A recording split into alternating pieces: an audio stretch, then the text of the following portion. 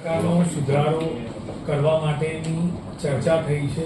કયા પ્રકારે આગામી સમયમાં મેરેજ રજીસ્ટ્રેશન અને આધાર કાર્ડમાં સરખું નામ આવે તે પ્રકારની વ્યવસ્થા ઊભી કરાશે? મેરેજ સર્ટિફિકેટની અંદર અનેક સમસ્યાઓ આવતી હતી. પરંતુ નોંધણીની અંદર પરિણામે રાજ્ય સરકારમાં એક પ્રપોઝલ મૂકવામાં આવી છે કે જે સરકાર દ્વારા પોર્ટલ ચાલે છે એને જો આધાર કાર્ડ સાથે લિંક કરવામાં આવે, પહેલા અટક આવે, નામ આવે, એ આધારે જો કરવામાં આવે તો સરળતા રહે અને પ્રશ્નો ઊભા ના થાય. એટલા માટે આવનાર સમયગાળા દરમિયાન રાજ્ય સરકાર દ્વારા એપ્રુવલ આવે તો મેરેજ સર્ટિફિકેટ આપણે વાત કરીએ કે સુધારા સાથે આધાર લિંક સાથે કરવામાં આવે. પરિણામે જે મેરેજ સર્ટિફિકેટમાં મેળવવા માટે ઘણા લોકોને સેન્ટર પર ધક્કા ખાવા પડે છે, ધક્કામાંથી મુક્તિ મળશે, સરળતા મળશે. તદુપરાંત જ્યાં આગળ મેરેજ થતા હોય છે તેવા તમામ હોલો પર QR સ્કેન દ્વારા મેરેજ સર્ટિફિકેટ માટેનું ફોર્મ પણ સ્કેન કરી શકાશે એવી યોજના કરવા માટે પણ જઈ રહ્યા છે. પરિણામે દરેક સિટીઝનને એક જ ધક્કે પોતાનું કામ પતે, એક જ ધક્કો મેરેજ સર્ટિફિકેટ જમા કરાવવા માટે આવવું પડે એ માટેનું આયોજન આવનાર સમયગાળા દરમિયાન કરવામાં આવશે. કટમાળજો નિર્ણય લેવાયો છે. શું અગાઉ કયા પ્રકારની પેનલ્ટી હતી? કેટલા વિદ્યાર્થીઓને આનાથી લાભ થશે? અમદાવાદ મહાનગરપાલિકા સંચાલિત ડેન્ટલ મેડિકલ કોલેજ હોય, NHL મેડિકલ કોલેજ હોય, ફિઝિયોથેરાપી હોય, નગરી આંખની હોસ્પિટલ, મેડિકલ અને પેરામેડિકલના વિદ્યાર્થીઓ આની અંદર અભ્યાસ કરતા હોય છે. વિદ્યાર્થી ઘણીવાર હોશિયાર હોવાને કારણે મા બાપ તેને ડોક્ટર, એન્જિનિયર, આપણે વાત કરીએ કે ડોક્ટર અથવા તો નર્સમાં દાખલ કરતા હોય છે. પરિણામે પરિસ્થિતિને કારણે સમયસર વિદ્યાર્થી જ્યારે ફી ન ભરી શકે આવા 750 કેસો અમારા ધ્યાને આવ્યા હતા. પરિણામે વિદ્યાર્થીઓને કઈ રીતે રાહત મળી શકે, કઈ રીતે આપણે વાત કરીએ કે તેને મહાનગરપાલિકાથી ઉપયોગી થઈ શકાય તે માટેની આજની સ્ટેન્ડિંગ કમિટીમાં ચર્ચા કરવામાં આવી હતી. આવા લગભગ 750 કેસ છે. ભૂતકાળની અંદર પર ડે લેટ પેમેન્ટ 250 રૂપિયા ચાર્જ લેવામાં આવતો હતો.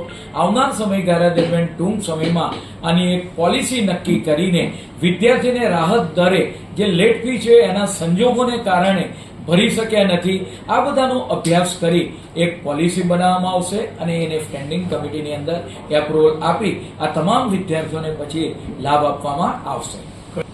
સામાન્ય રીતે SG હાઈવે પર જે સિટીના મધ્યમાંથી પસાર થાય છે, આ હાઈવે આખો ડસ્ટ ફ્રી બનવા તરફ જઈ રહ્યો છે. હાલ એનો ફેસ નેશનલ હાઈવે દ્વારા પકવાનથી ઇસ્કોન સુધીનો ચાલુ છે. પરંતુ જ્યારે રોડ ક્રોસ કરવો હોય ત્યારે ફૂટ ઓવરબ્રિજની જરૂરિયાત છે.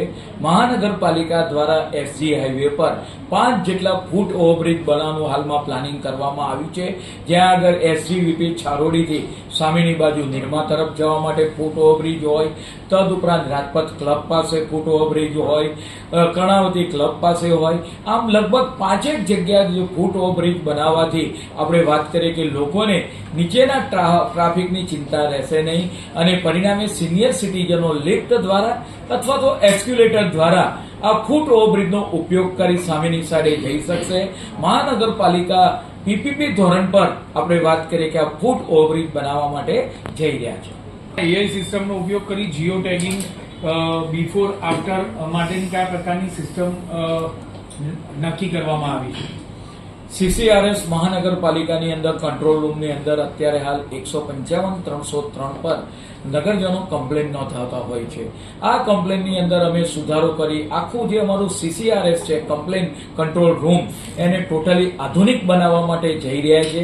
AI ટેગ અને જીઓ ટેગિંગનો ઉપયોગ કરી જે જગ્યાએ કમ્પ્લેન નોંધાઈ હોય ત્યાંના આપણે વાત કરીએ મેન પાવર વગર પણ ઉપયોગ થઈ શકે એવા પ્રકારનું કંટ્રોલ રૂમ. તદુપરાંત જે જગ્યાએ જીઓ ટેગિંગથી જે જગ્યાએ ખાડો પડ્યો હોય એનો બિફોરનો ફોટો અને કમ્પ્લેન સોલ્વ થયા પછી આફ્ટરનો ફોટો, આ બંને ફોટા છે ફોટોગ્રાફ્સ એને મેચ કરવામાં આવશે જીઓ ટેગિંગથી અને ત્યારબાદ જ આ કમ્પ્લેન ક્લોઝ થશે.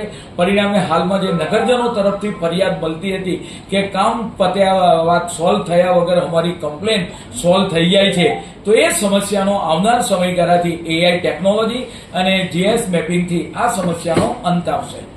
ખારીકટ કેનાલ એ પૂર્વની મેઇન સમસ્યા હતી. રાજ્યના માનનીય મુખ્યમંત્રી શ્રી ભૂપેન્દ્રભાઈ પટેલ ફેઝ 1 માટે 1200 કરોડ અને ફેઝ 2 ની પણ સૈદ્ધાંતિક મંજૂરી આપી દીધી છે.